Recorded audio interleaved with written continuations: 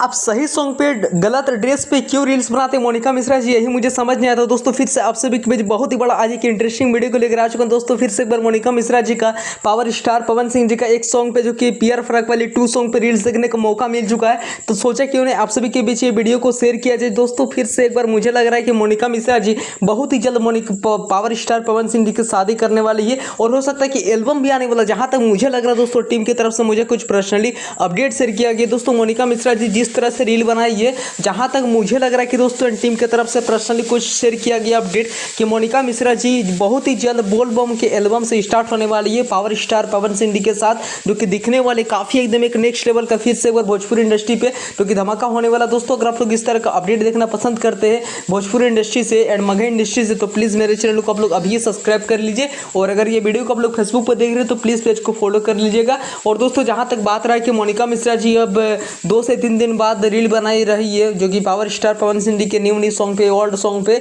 और जैसा ही कुछ अपडेट आएगा मैं आप सभी को अपने चैनल के माध्यम से बैक टू बैक अपडेट देता रहूंगा कि आखिर मोनिका मिश्रा जी कब तक पावर स्टार पवन सिंह जी के साथ जाने वाली है, क्या कुछ होने वाला है। तो प्लीज मेरे चैनल को आप लोग जल्दी से सब्सक्राइब कर लीजिए, बेल आइकन को प्रेस करना नहीं भूलेगा। थैंक यू, मिलते हैं नेक्स्ट वीडियो के। Love you.